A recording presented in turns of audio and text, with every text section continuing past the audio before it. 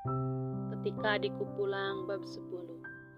Sepanjang perjalanan pulang dari pasar, pikiranku tidak fokus. Entah mengapa ucapan ibu, sikap Mita dan Maga mengganggu sekali. Apa aku melamar jadi pembantu saja ya di rumah Mita? Dengan begitu, aku bisa mengawasi gerak-gerik Bang Agam. Aku bahkan sampai lupa, sudah 1 minggu terakhir, Bang Agam belanja baju sepertinya. Sebab aku tidak pernah melihat kemeja-kemeja yang kemarin dia pakai. Aku terlalu fokus dengan kepulangan Aksa sehingga melupakan itu semua. Aku harus menyelidikinya. Bang Agam sudah berubah semenjak Pak Wijaya memintanya sering bekerja. Biasanya beliau akan menyuruh Bang Agam seminggu 2 atau 3 kali. Sekarang setiap hari suamiku harus ke sana. Ada apa coba? Sesampainya di rumah, aku langsung membantu ibu. Beliau memberikan perintah seperti biasa. Ibu kembali ke mode semula. Akan tetapi aku tidak apa-apa. Setidaknya aku tahu kalau beliau sayang dan peduli padaku. Buktinya tadi melabrak Mita di depanku. Selang beberapa menit, Bapak ke dapur. Kukira untuk mengambil sesuatu. Ternyata bukan, beliau ingin bertemu denganku. Di pasar ibu bertemu siapa? Dia marah-marah gak jelas, tanya Bapak. Aku jelaskan kalau di pasar kami bertemu dengan Mita, bos baru Bang Agam. Aku ceritakan semuanya sampai aku meminta maaf kepada Mita pun aku bilang sama Bapak. Pantas saja, ibu kalau sudah dengar bau-bau orang selingkuh pasti ngamuk. Aku tersenyum lalu melanjutkan lagi memotong kentang untuk isian risol. Mbak curiga kalau Agam selingkuh, tanya Bapak lagi. Beliau malah duduk di kursi dekat meja makan. Enggak Pak, aku berbohong. Aku tahu sifat Bapak. Kalau aku bilang iya, beliau pasti akan marah-marah sama Bang Agam. Yang ada malah urusannya tambah runyam. Bapak tahu Agam, dia tidak mungkin begitu. Kamu harus percaya, ujar Bapak. Iya Pak, aku percaya kok. Setelah berbincang sebentar, Bapak kembali lagi ke depan. Alhamdulillah aku sangat bersyukur akan hal ini. Kedua mertuaku tidak suka jika anaknya berkhianat. Ternyata masih ada rasa sayang di hati mereka untukku. Menantu miskin yang selalu dipandang sebelah mata. Acara arisan berjalan lancar. Semua ibu-ibu memuji masakanku dan ibu. Seperti biasa, beliau bercerita banyak tentang Aksa. Memuji keberhasilan anak musuhnya setinggi langit. Aku berusaha menepis rasa sakit karena ucapan ibu. Aku berusaha mengingat kejadian tadi. Ibu sayang padaku dan kepada Bang Agam. Hanya saja caranya berbeda. Aksa hebat bu, kita besanan aja yuk. Saya punya anak gadis, tawar salah seorang ibu. Aku duduk di ruang makan sambil memakan puding. Ya, ruangan ini dekat dengan ruang tamu. Hanya disekat oleh lemari kaca yang besar. Suara ibu-ibu itu pun sangat kencang sehingga aku bisa mendengarnya. Aku sudah memanggil Rima tadi agar ke rumah ibu. Sebab ibu memisahkan satu wadah puding, beberapa risol, serta bistik daging untuk menantu kesayangannya. Aksa sudah punya calon bu, dia orang kota, rumahnya dekat dengan perusahaan tempat Aksa bekerja, jawab ibu. Wah, beruntungnya calonnya cantik gak bu? Orang kaya bukan? Aku tidak mendengar suara ibu. Kuberanikan mengintip. Ibu tampak gelisah. Aku tahu beliau sulit menjawab karena belum tahu asal-usulnya sang calon menantu. Cantik dong bu? Ya lumayanlah dari kalangan berada sederajat sama saya.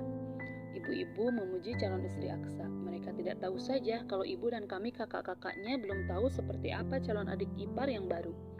Aku kembali duduk melanjutkan memakan puding. Sama kayak Rima dong ya, berarti hanya Risa yang kalangan biasa, ya kan bu? Seimbanglah dengan Agam, kan anak sulung ibu gak jelas kerjaannya apa. Memangnya gak dikasih modal sama ibu? Pertanyaan ibu-ibu itu begitu mengusik hatiku. Bisa-bisanya mereka menghina Bang Agam di depan ibunya sendiri. Udah pernah saya tawarin modal, Agamnya gak mau bu. Jadi ya begitu, dia hanya jadi pesuruh di rumah orang kaya, jelas ibu. Loh, kenapa begitu? Orang tua sayang mau ngasih modal malah gak mau. Agam keras kepala juga ya bu. Hei, seandainya kalian tahu apa yang sudah suamiku lewati, pasti kalian tidak akan percaya bagaimana bapak dengan teganya menjual sawah yang sedang digarap oleh Bang Agam. Anak ibu yang sukses cuma Alan dan Aksa ya? Ya bu, alhamdulillah, apalagi Aksa, dia paling berbakti sama orang tua. Kemarin saja sebelum pulang dia ngasih uang 5 juta sama saya. Katanya kalau kurang saya boleh minta lagi. Ibu dengan bangganya memamerkan sikap Aksa. Ibu juga bercerita tentang kesuksesan Aksa dalam bidang usaha. Belum juga melihat usahanya apa sudah bangga.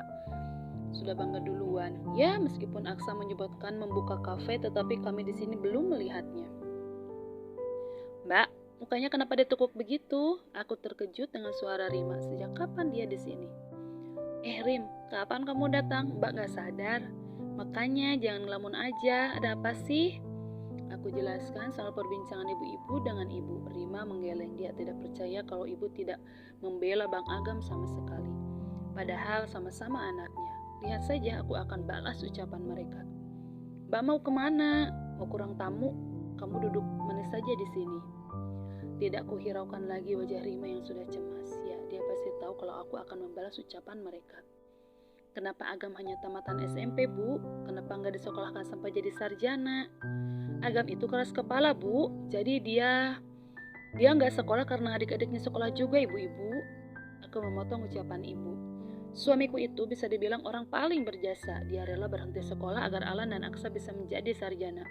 Dulu ekonomi ibu mertua saya belum seperti sekarang, iya kan, Bu? Aku bertanya seraya tersenyum jahat. Ibu hanya mengulas senyum, tidak menjawab apa-apa.